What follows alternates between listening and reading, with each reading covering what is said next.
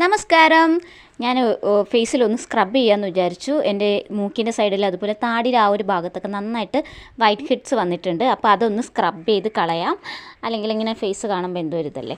അപ്പോൾ ഞാൻ ദാ ഈ ഒരു ഡീറ്റാൻ്റെ സ്ക്രബാണ് ഉപയോഗിക്കുന്നത്. ഇതൊരു പ്രൊമോഷൻ വീഡിയോയേ അല്ല കേട്ടോ.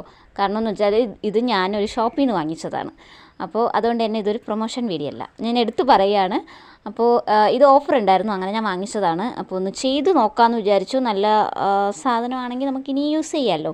അപ്പോൾ അതിൽ നിന്ന് കുറച്ച് ഞാനിങ്ങനെ മൂക്കിൻ്റെ സൈഡിലും അതുപോലെ ഫേസ് ഫുൾ ഇങ്ങനെ അപ്ലൈ ചെയ്യുന്നുണ്ട്.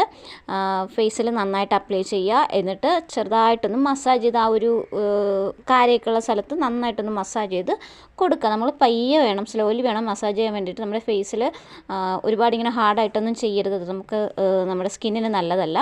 അപ്പോൾ ഇത് ഞാൻ എഡിറ്റ് ചെയ്തത് കൊണ്ടാണ് ഇങ്ങനെ സ്പീഡിന് കാണിക്കുന്നത് കേട്ടോ. അങ്ങനെ നന്നായിട്ടൊന്ന് മസാജ് ചെയ്ത് കുറച്ച് കഴിയുമ്പോൾ നമ്മുടെ ഈ ക്രീമൊക്കെ അങ്ങ് അബ്സോർബ് ആയി പോകും കേട്ടോ. നമുക്ക് ക്രീം ഇങ്ങനെ ഈ ഒരു ഇത് സ്ക്രബ് ഇട്ടതായിട്ട് തോന്നില്ല. സാധനം കൊള്ളാം, നല്ല സ്മെല്ലൊക്കെ ഉണ്ടായിരുന്നു.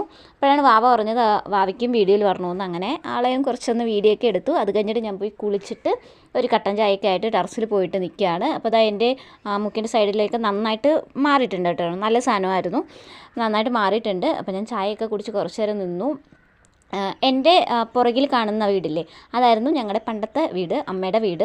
ഞങ്ങൾ കുഞ്ഞിലേക്ക് ഇവിടെയാണ് വന്ന് നിൽക്കാൻ വരുന്നത്. ഇപ്പോൾ അവിടെ അങ്ങനെ ആൾ താമസമൊന്നുമില്ല. ഓരോ സൈഡായിട്ട് ഇങ്ങനെ ഇടിഞ്ഞു പൊയ്ക്കൊണ്ടിരിക്കുകയാണ്. പഴയ വീടല്ലേ, മണ്ണിലൊക്കെ ചെയ്ത വീടാണ്.